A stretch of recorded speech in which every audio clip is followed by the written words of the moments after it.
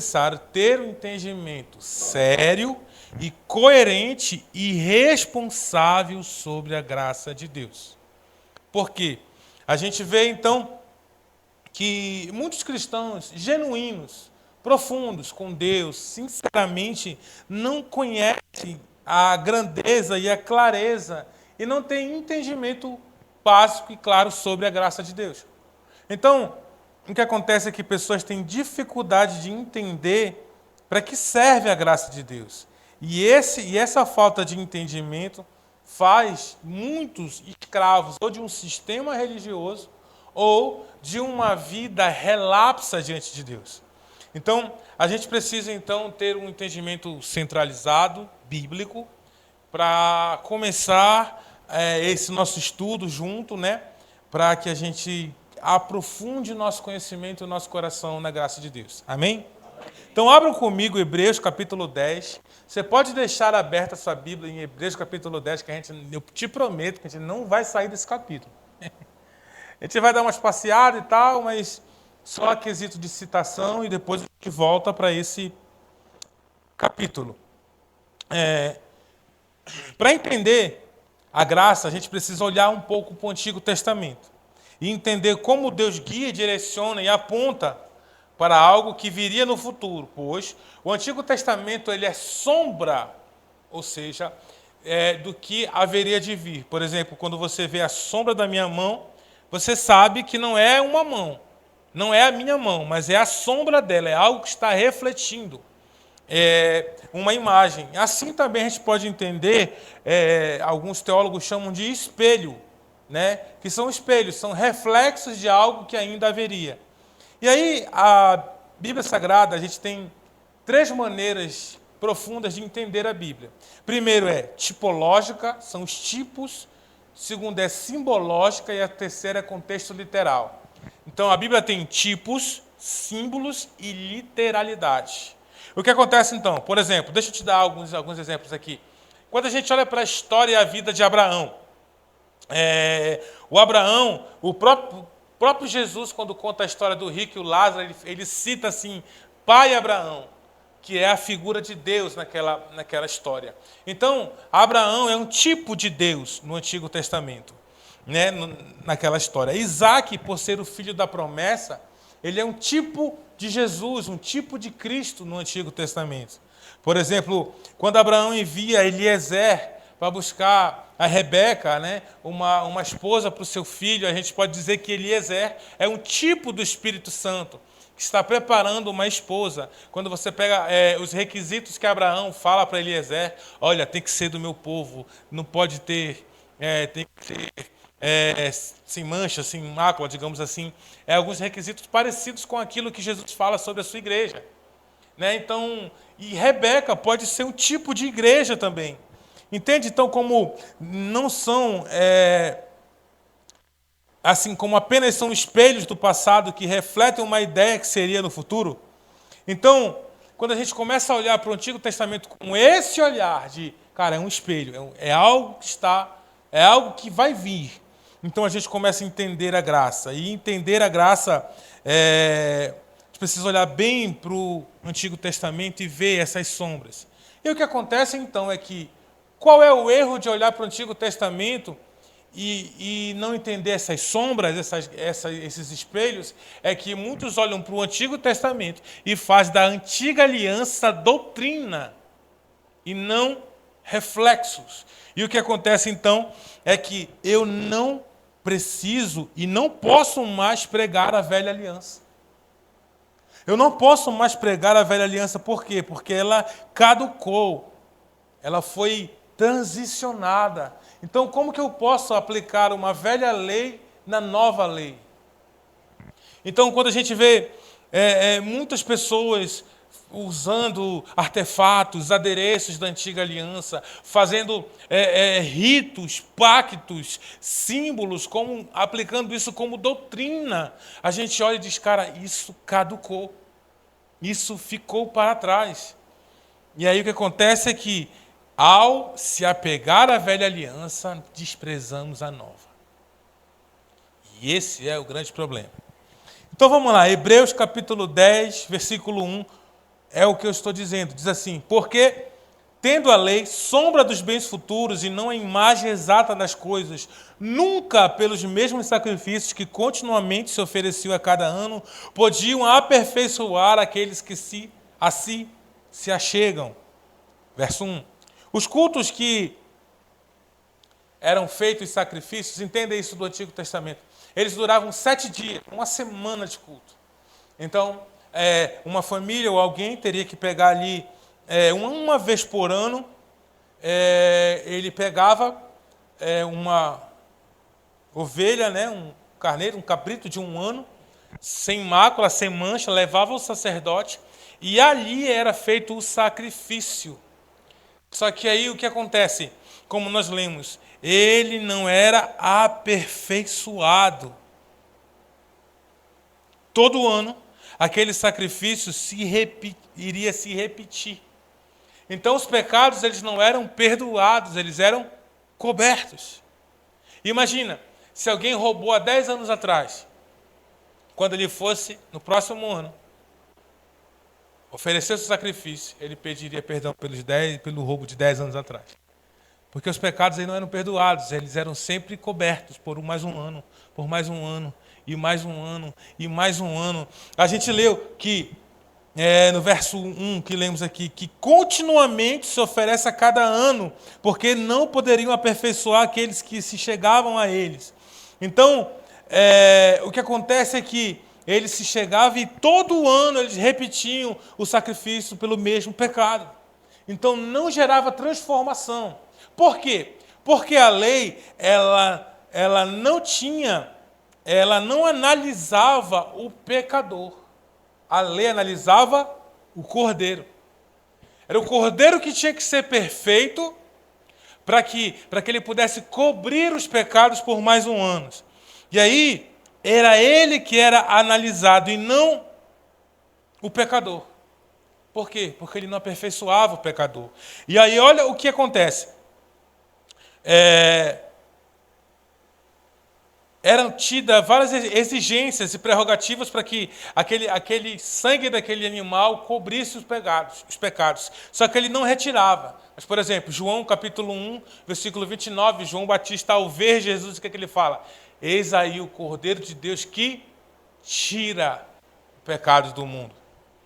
E aí, como uma cédula de dívida, uma nota promissória, cada ano, cada vez que o cara ia lá sacrificar, ele assinava uma nota promissória por mais um ano, por mais um ano e mais um ano. E aí, em Colossenses capítulo 2, versículo 14, diz o seguinte, que na cruz do Calvário, havendo riscado o escrito de dívida que era contra nós, a qual de maneira nos era contrária, e atirou do meio de nós, encravando na cruz. Jesus, então, rasga a nota promissória. Então, somente Jesus pode tirar de nós.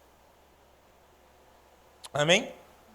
Então, Jesus não vem para esconder pecados. Ele vem para retirar. Olha o que diz no verso 2 do capítulo 10 de Hebreus. De outra maneira, teria deixado de se oferecer, porque purificado uma vez os ministrantes, nunca mais teriam consciência do pecado. O que ele está falando é o seguinte, que se o sangue de ovelhas e de bode resolvesse, no próximo ano não precisava de sacrifício. Porque se perdoasse pecados, então não tinha porquê mais um sacrifício. E aí acontece o seguinte, a palavra consciência, algumas traduções de desculpa pelos pecados, mas a minha diz consciência. E aí, isso é algo que Jesus quer tirar de nós, a consciência do pecado. O que é isso? Jesus quer tirar a consciência que traz culpa, a consciência que traz acusação. O que eu e você temos que ter? Convicção e não peso de culpa. O que é isso? Eu sou convicto que sou um pecador e eu preciso do sangue de Jesus, eu preciso da remissão dos pecados. Eu sou convicto disso, mas eu não ando culpado por isso. Eu não ando acusado por isso. A minha consciência não pesa contra mim. Por quê? Porque houve uma obra redentora na minha vida. Eu sou um pecador que fui resgatado e não que foi condenado pelo pecado. E aí, a gente precisa aqui entender o seguinte: o que é o sacrifício de sangue de bodes e ovelhas? Ele é a ineficiência da lei. O sacrifício de sangue de bode prova que a lei não funciona. Por quê? Porque tem que fazer de novo, e de novo, e de novo. A lei, ela aponta para o pecado e examina o sacrifício. A graça, ela trata o pecador e aponta diretamente para ele. Quando alguém fosse pego em delito, teria que levar alguma coisa lá para pagar o pecado. Quando alguém pensa em fazer pecado na graça, seu coração já acusa. Por quê? Porque a graça, ela examina o coração. Então, a graça, ela não justifica pecado. A graça justifica pecador. Entenda isso. Se você peca usando a graça como respaldo, você então está numa terrível má interpretação da graça. Porque tem gente que diz assim, fui perdoado, eu vivo na graça, então eu posso pecar, porque os meus pecados estão perdoados. Isso é um entendimento errado, porque ele está tendo, então, uma graça libertina, uma graça que está cuidando do pecado. E a graça não cuida do pecado, a graça cuida do pecador. Gente, eu vejo tanta gente, quando vai começar um tempo de oração, começa assim, irmão, você pode orar por nós aqui, tudo bem? Aí o cara começa assim, eu vou orar, né? Senhor, lava contra mim, sabe que eu sou um pecador. Sabe que o teu servo é falho, aleluia. Mas eu vou orar aqui. Por que é isso? Consciência de pecado. Isso é consciência de pecado. Porque a pessoa, ela está ainda na sombra da lei. Ainda sendo acusada por seus pecados, acusada por suas lembranças. E o que acontece é o seguinte: o fato de você orar fazendo recordação dos pecados, isso fala para mim duas coisas. Ou você não entendeu a graça, ou não se arrependeu de verdade dos seus pecados. Que olha o que diz o verso 3. Nesses sacrifícios, porém, a cada ano se faz comemoração. Alguma versão diz lembrança dos pecados.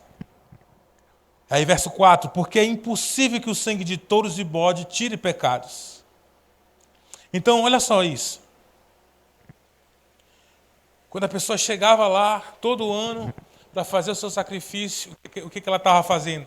Ela estava comemorando os seus pecados. Hoje faz um ano que eu cometi tal pecado. Hoje faz 2 anos que eu fiz tal coisa. Está relembrando os pecados. Por quê?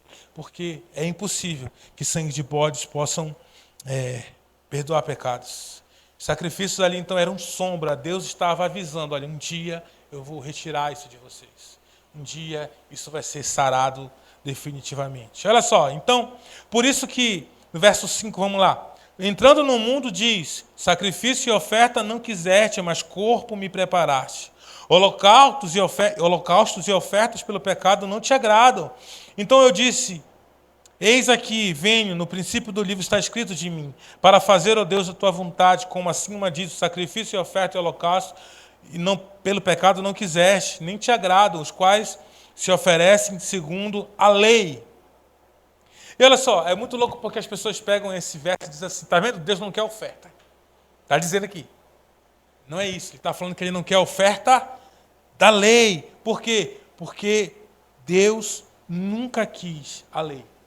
Está dizendo, ele não se agrada desse sacrifício. O plano original foi viver pela fé, pela obediência à palavra dele, assim, por aquilo que saía da boca dele. Então ali ele recebia, ali ele queria que fosse daquele jeito. Mas a lei vem, então, para revelar o coração caído do homem. O plano original sempre foi a vida pela fé. E aí ele fala no texto, olha, um corpo me preparaste. O que ele está falando? Que agora ali ele vai cobrir o pecado de uma vez por todas. Por exemplo, na Arca da Aliança, ela é um projeto poderoso de Deus. Na Arca da Aliança tinha a tampa, tinha 2 querubins, um de frente para o outro, e entre um querubim e o outro tinha algo chamado propiciatório. Levante a mão, quem sabe o que é propiciatório? 2 pessoas. É difícil. Aí ficou o download aqui, né? Propiciatório é o seguinte: propiciatório é o lugar onde a ira é despejada. A ira é satisfeita. Então, não foi só perdão dos pecados, foi a propiciação pelos pecados. Porque se Deus é santo, ele é avesso, 100% contrário ao pecado. Então, ele tem que ser alguém intolerante a pecado. Porque ele é santo. Então, na tampa, haveria esse lugar chamado de propiciatório. Dentro da arca tinha a vara de Arão que floresceu, já eu falo sobre isso. Tinha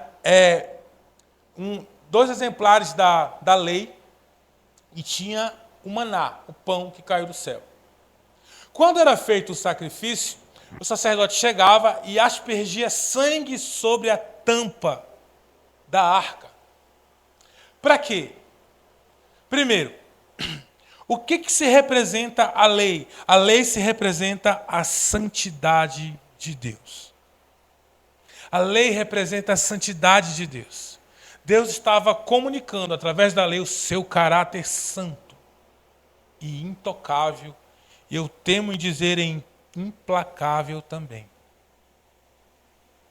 Porque a santidade de Deus, se o pecado chegar perto, ele é consumido. Então, o que acontece? A vara de Arão, ela era a função sacerdotal. Guarde isso no seu coração. Arão era sacerdote, Moisés era profeta. O profeta é a comunicação de Deus ao povo. O sacerdote é a comunicação do povo para Deus. Então, por que o que floresceu foi a vara de Arão e não a vara de Moisés? Porque a lei mata. Mas a vara do sacerdócio, Cristo é o nosso sumo sacerdote. Hebreus vai dizer que ele entra de uma vez por todas no Santo dos Santos. Ele então morre pelos nossos pecados, ele é a representação disso. E aí, o sinal que estava acontecendo é que esse sacerdócio vai florescer, vai nascer. Amém? E o pão, ele é o pão vivo que desceu do céu, ele é o próprio maná, a provisão de Deus para um povo faminto. E a lei, então, representa a santidade de Deus. E o que acontece? O sangue vem cobrindo a santidade acima para que nós pudéssemos acessar. Por exemplo, quando o espírito de morte passa sobre o Egito, entre eles e o povo tinha o sangue do Cordeiro nos umbrais. Quando a santidade de Deus vem até nós, ela vê o sangue de Jesus sobre nós. Só assim, no próprio capítulo de Hebreus, no próprio capítulo 10 de Hebreus, diz que através do sangue de Jesus, ele abre um novo e vivo caminho. Para quê? Para que eu possa entrar ousadamente diante de Deus. Então, o sangue de Jesus é uma representatividade. O sangue de um cordeiro sobre a tampa da Arca da Aliança é a representatividade de um caminho pela graça que me foi aberto.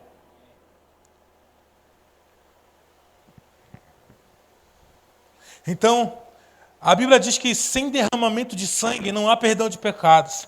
Você nasce debaixo da vigência do sangue de Adão. Mas então, o derramamento de sangue, ele te dá um acesso. A graça chega até você sem você fazer nada. Sem você merecer o sangue de Jesus. Vamos para o versículo 9 do capítulo 10. Diz assim: agora eis-me aqui para fazer a tua vontade. Ele tira o primeiro para estabelecer o segundo. Então agora, de uma vez por todas, um sacrifício real, verdadeiramente substitutivo, alguém que vai poder retirar os pecados. Então aqui a vara da lei é retirada, e agora a vara que representa o sacerdócio de Jesus vai florescer. Nasce então a nova aliança. Nasce então agora a graça de Deus. Então, a obra consumada da salvação. Jesus agora paga o preço de uma vez por todas, por mim e por você. Versículo 10. Acompanhe aí, Hebreus capítulo 10.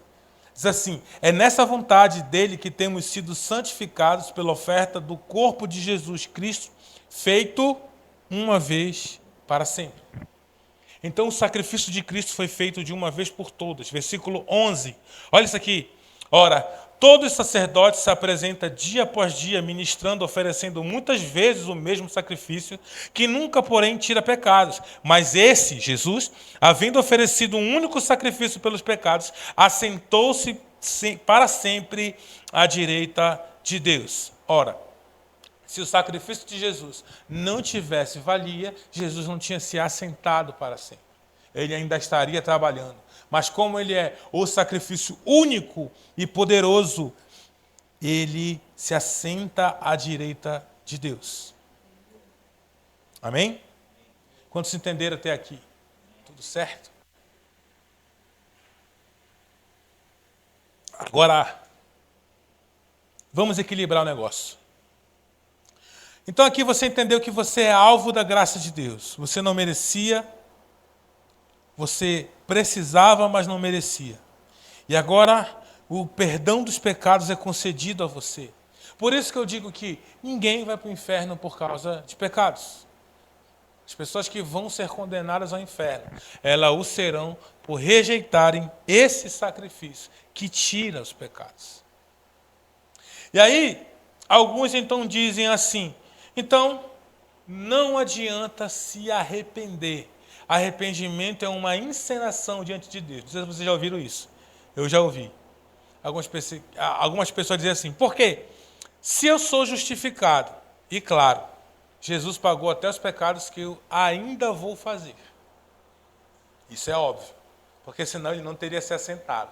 Ele estaria ainda repetindo e repetindo os sacrifícios. Mas todos os pecados então foram perdoados, foram pagos pelo sacrifício único de Jesus. Então, eu não preciso me arrepender. Já está tudo pago. O nome disso se chama hipergraça, ou graça barata, que é um esticar da graça em detrimento de uma vida pecaminosa. Então, por que eu preciso me arrepender? Guarde isso. Por que eu preciso me arrepender? João 8,24, Jesus disse: por isso vos disse, se morrereis em vossos pecados, porque não credes que eu sou. Se não credes que eu sou, então morrereis em vossos pecados. João Batista começa o seu ministério dizendo: arrependei-vos. Jesus começa o seu ministério dizendo: arrependei-vos. Pedro, em sua primeira pregação, depois de ser cheio do Espírito Santo, começou a pregar arrependimento. Então, arrependimento é mais do que um conselho. Arrependimento é uma doutrina bíblica da nova aliança da graça. Arrependimento é a mensagem da graça, é o arrependimento. Agora eu te peço que você fique bem atento aqui, porque eu preciso usar um termo técnico teológico para você entender um negócio profundo. Efésios capítulo 2, versículo 8. Efésios capítulo 2, versículo 8. Olha só. O arrependimento ele permeia todo o Novo Testamento. A lei não tinha misericórdia. A lei, por exemplo, a lei pecou, morreu. Fez, era apedrejado. Mesmo que pedisse perdão. Por exemplo, você tem ali Acã, quando rouba a capa babilônica, Josué chega até ele e pergunta se ele está arrependido, ele diz que sim. Mas mesmo assim, ele é condenado à morte. Ele morre. É por isso que houve indignação quando aquela mulher pega em adultério, chega e diz: Jesus, e aí? Vamos apedrejar? Está tudo certo? Aí ele fala: então, quem não tiver pecado, que atire a primeira pedra. Chega então a graça até a mulher adúltera, chega até a graça a mulher sirofenícia, chega até a graça a várias outras pessoas. Por quê? Então vem trazendo o florescer da graça e do perdão de pecados. E aí, o que acontece? Olha o que diz esse verso. Porque pela graça sois salvos por meio da fé. Isso não vem de vós, é dom de Deus. Quem salva não é a fé. Quem salva é a graça. A graça, ela é chamada de ato meritório. E a fé é chamada de instrumento de ação. O que é isso? Por exemplo, a graça é causa meritória e fé é instrumento usado para alcançar a graça. Imagine que você tem um poço cheio de água limpa. E esse poço se chama graça. Porque a água limpa vai trazer saúde para a sua vida, a água limpa vai trazer bem-estar. Né? Imagina que você tem uma água suja na sua casa e você manda cavar um poço. E agora esse poço é limpo, é água mineral, tudo mais. Então essa graça é salvadora. E agora o balde que eu vou jogar lá se chama fé. Ou seja, o balde me salva? Não. O que me salva é a água. Mas ele é um instrumento pelo qual eu chego na água. Quantos entenderam? Então, a fé, ela é um instrumento para que eu alcance a graça. Então, a graça disponibiliza o perdão. O arrependimento é um instrumento, assim como a fé, que me faz acessar o perdão. Eu tenho perdão dos meus pecados pela graça de Deus. Eu sou perdoado. A salvação é pela graça. Aqui diz, não vem de vós, é dom de Deus, presente de Deus. Mas o meio que eu alcanço essa salvação, o meio que eu alcanço essa graça é através do instrumento do arrependimento. Então, como não me arrepender, mesmo sendo o perdão liberado para nós? Pense comigo, quantas pessoas não estão com Jesus, não servem a Jesus, e quantas pessoas você conhece que já morreram sem Jesus? Mas eu te pergunto, Jesus não morreu por essas pessoas? Jesus não pagou o preço assim, por essas pessoas, pelo pecado dessas pessoas? Pagou. Mas sem o instrumento da fé, sem o instrumento do arrependimento, eles não alcançaram o perdão dos pecados. Então, é necessário arrependimento? Sim. Perdão de pecados é a ação da graça e não da lei. Deixa eu caminhar com você aqui. Então a graça, ela jamais me dá uma liberdade para pecar. A graça me traz uma liberdade para viver para Deus. A graça, ela é uma porta aberta, disponível para todo aquele que se arrepende dos seus pecados e quer alcançar um relacionamento com o Pai. E olha só que interessante. Quando Moisés chega no deserto e ele está ali com a vara da lei. E o Senhor diz assim, toca na rocha para que saia água e alimente o povo. E aí ele, com raivinha, com o ódio da lei, com a ira da lei, ele fere a rocha. Deixa eu te perguntar, quem é a rocha no Novo Testamento? Jesus, ele é a rocha. Ele é a tipologia da rocha. Ele diz que eu sou a pedra angular, amém? A rocha que os construtores rejeitaram veio a ser a pedra de esquina. Então, Jesus foi ferido pela lei para que aquele povo pudesse receber a água da vida. É por isso que ele diz para aquela mulher samaritana, olha, do seu interior fluirão rios de água viva, porque eu posso te dar uma água para a vida eterna. Então Jesus está usando uma tipologia e dizendo, olha, essa é a graça, de dentro de mim flui. Só que aí o que aconteceu com Moisés? Ele foi perdoado por Deus pelaquela ignorância? Claro que sim. Mas ele foi punido pela lei. Ele não entrou na terra prometida. A lei, ela é dura. A lei ela não muda, ela é intransigente. Ela não vai perdoar, ela vai se cumprir. Então Moisés se torna réu da própria lei, alvo. Então Deus precisa ser duro para com ele. Ele não entra na terra prometida. Para simbolizar que agora é uma nova estação da graça. Então, quando a gente começa a ter esse entendimento de graça, Jesus, então, ele vem, e aí eu vou encerrar com isso, ele vem e ele começa, então, a revelar agora o nome de Deus. Ele começa a dizer,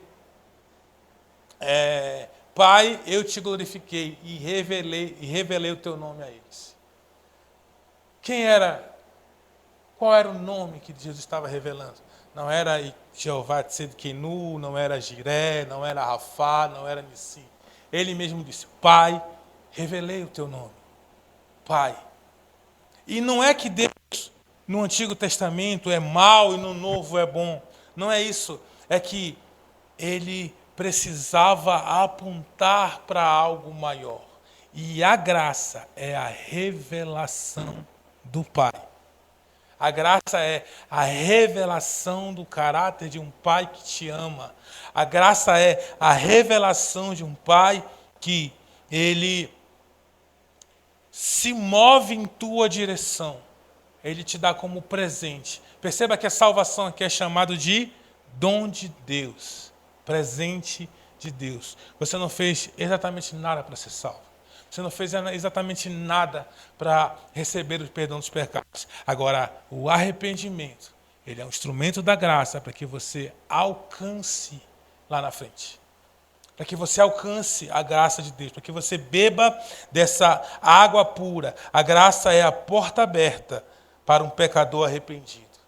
A graça é a disponibilidade de Deus para que um homem e uma mulher arrependido de seus pecados possa alcançar o Senhor. Amém? E eu quero finalizar aqui, Hebreus capítulo 10. Deixa eu mostrar um negócio aqui no verso...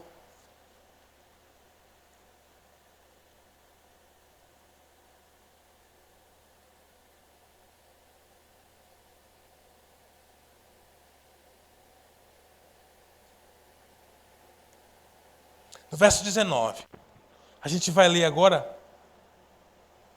o que o autor de Hebreus, depois que ele explicou tudo isso que eu te expliquei, olha o que ele começa a falar. Ele diz assim, tendo, pois, irmãos, ousadia para entrarmos no santíssimo lugar pelo sangue de Jesus. Olha que lindo. Pelo caminho que ele nos inaugurou, o caminho novo e vivo através do véu, isso era a sua carne. E temos um grande sacerdote sobre a casa de Deus. Cheguemo-nos com o coração verdadeiro, de inteireza de fé, tendo o coração purificado que da má consciência e o corpo lavado com água limpa. Retenhamos inabalável a confissão da nossa esperança, porque fiel é aquele que fez a promessa. E aí então ele começa a dizer, então consideremos uns aos outros para que estimulemos ao amor e às boas obras. E aí ele segue dizendo, não abandone a vossa congregação, como é costume de alguns. Antes, aconselhem uns aos outros, e tendo mais vede que vai se aproximando aquele dia. Porque se voluntariamente, olha isso, continuarmos no pecado, depois de termos recebido o pleno conhecimento da verdade, já não resta mais sacrifício pelos pecados. Ou seja, Jesus já pagou uma vez. E se você ainda assim usa isso como desculpa para pecar, não tem mais sacrifício suficiente para você. Mas uma expectativa de terrível juízo, o ardor de fogo que há devorar os adversários. Havendo um rejeitado a lei de Moisés, morre sem misericórdia pelas palavras de 2 ou 3 testemunhas. É o que eu disse, a lei não tem misericórdia. De quanto maior castigo, cuidado, vos será julgado merecer aquele que pisar o Filho de Deus e tiver por profano o sangue do pacto com que foi santificado e ultrajar o Espírito da graça. Porque conhecemos aquele que disse, minha é vingança e eu retribuirei, e outra vez o Senhor julgará o seu povo. E aí diz, horrível coisa é cair na mão dos Deus vivos. Aí ele fala, lembrai-vos, porém, dos dias passados, que depois de serdes iluminados, suportaste com grande combate de aflição. Pois, por um lado, feitos espetáculos para vitupérios, como por tribulações, outros vos tornaste companheiros dos que assim foram tratados. Pois não só vós compadeceis dos que estavam nas prisões, mas também com alegria aceitar-te a expoliação dos vossos bens, sabendo que vós tendes uma possessão melhor e permanente. Aí fala, não lanceis fora, pois a vossa confiança tem um grande recompensa. Porque necessitas perseveranças para que depois de haver feito a vontade de Deus, alcance a promessa, porque ainda é bem um pouco, aquele que há de vir virá e não tardará, mas o seu justo viverá pela fé, e se ele recuar, minha alma não tem prazer nele. Porém, nós não somos daqueles que recuam para a perdição, mas daqueles que creem para a conservação da alma. Meus amigos, a graça de Deus, ela é a porta aberta disponível para o pecador arrependido. A graça de Deus, ela é a porta aberta e disponível para o pecador arrependido. Por que eu estou dizendo isso? Porque nós precisamos entender que não é nada do que eu faça, nada do que eu diga que vai me salvar. Agora, todo o meu esforço, como ele disse aqui, é perseverar para me manter na fé, que é o instrumento que me faz alcançar a graça. Que é o instrumento que me faz alcançar aquilo que Jesus conquistou na cruz. Então, quando eu penso assim, a vida de oração, ela muda de sentido. Quando eu penso assim, a vida de leitura bíblica muda de sentido. Quando eu penso assim, me reunir com meus irmãos, você vê que ele fala, por isso, por esse entendimento, cara, fique se incentivando uns aos outros, não deixe de congregar, não deixe de estar junto, não deixe de reunir. Por quê? Para que a gente possa perseverar no instrumento que é a fé e o arrependimento e alcancemos a promessa de Deus. A graça é a porta aberta, disponível para todo pecador arrependido. Amém? Pode ficar de pé para a gente orar?